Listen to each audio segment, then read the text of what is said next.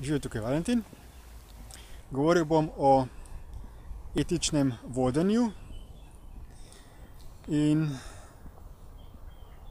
kdor še ni poslušal moj video, ki sem ga posnel en dan prej z naslovom Družbena odgovornost, mu predlagam, da si najprej pogleda tudi tistega, ker ta video bo v zvezi z tem pojasnil še določene druge dimenzije. Etika je definirana kot veda o tem, filozofska disciplina, ki proučuje to, kaj je dobro in kaj je zlo.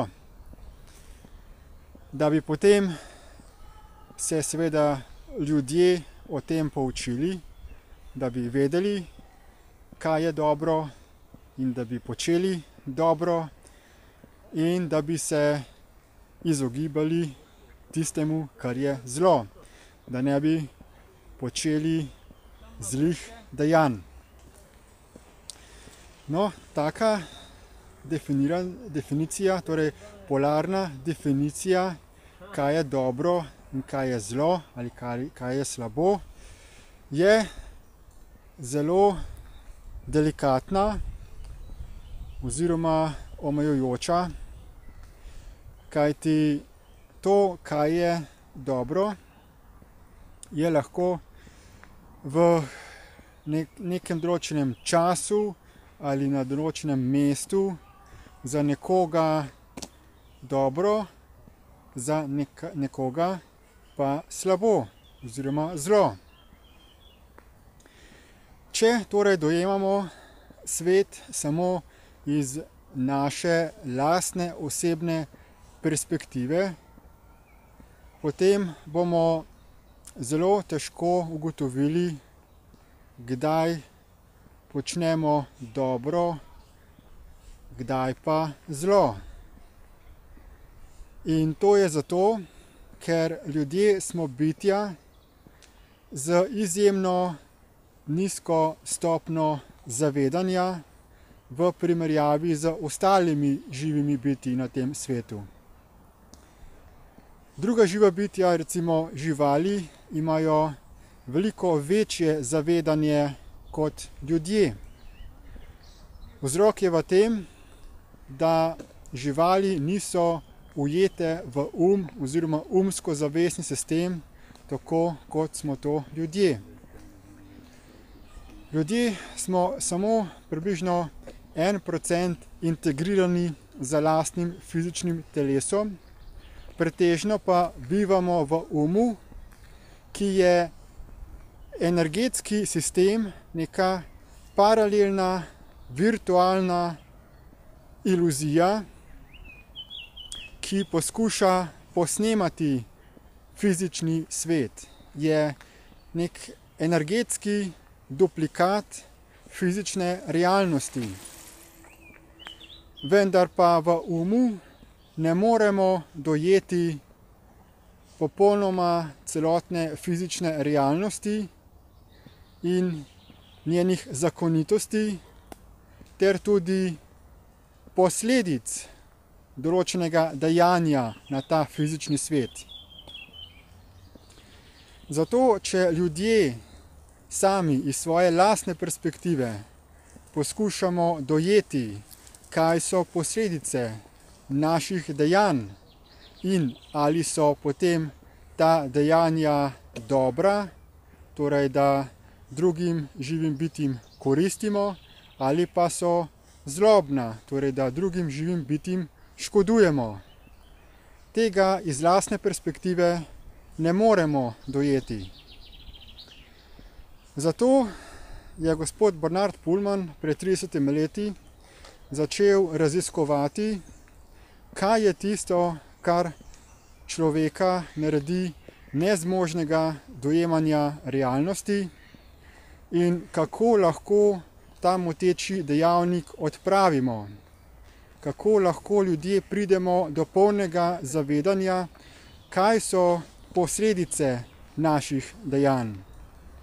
In kako lahko tudi ugotovimo, kako druga živa bitja dojemajo sebe, ta svet in pa ljudi, kako dojemajo človeško poseganje v ta svet, naše aktivnosti, naše posege v smislu izkoriščanja naravnih virov in gradnjo človeške arhitekture. Kajti vse na tem svetu resonira in ima svoje fizične in resonančne posledice. Če torej neka oseba, ki je na vodilnem položaju, želi biti etična, to ne bo enostaven in lahek zalogaj, kajti postati etičen pomeni poglobljeno, intenzivno delo na sebi, samospoznavanje, ugotavljanje, kaj so tisti dejavniki, za katerimi smo zaslepljeni in kako se teh slepil osvoboditi. Da pa bo ta proces čim bolj enostaven, lahek in hiter, je plod raziskovanja Bernarda Pullmana, ustanovitev globalne skupine, ki se imenuje Destiny, poznana tudi pod imenom Equal Life Foundation. In ta skupina je ustvarila arhiv, bazo, knjižnico izjemno natančnega gradiva, ki je sestavljeno iz avdioposnetkov, videoposnetkov in tudi spletnih tečajev, ki vsakemu voditelju, vsakemu vodji, ki želi postati etičen, omogoča dostop do informacij o tem, kako dejansko deluje ta svet, kako deluje človek in kako lahko ljudje postanemo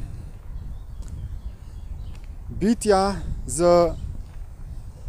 širokim zavedanjem dejanske realnosti in kako lahko prilagodimo svoja dejanja na ta način, da ne bomo drugim živim bitjem povzročali zla. V opisu tega videoposnetka boste našli povezave do teh gradiv in kot prvi korak za vse etične voditelje, vodje, predlagam, da se vpišejo, da naredijo brezplačni spletni tečaj, ki se imenuje DIP Lite.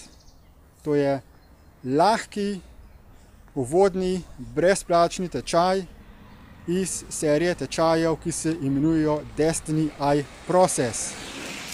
Kljub temu, da je ta tečaj brezplačen, dobi vsak tečajnik živega mentorja, buddyja, ki mu pomaga skozi tečaj, če se slučajno kje zatakne.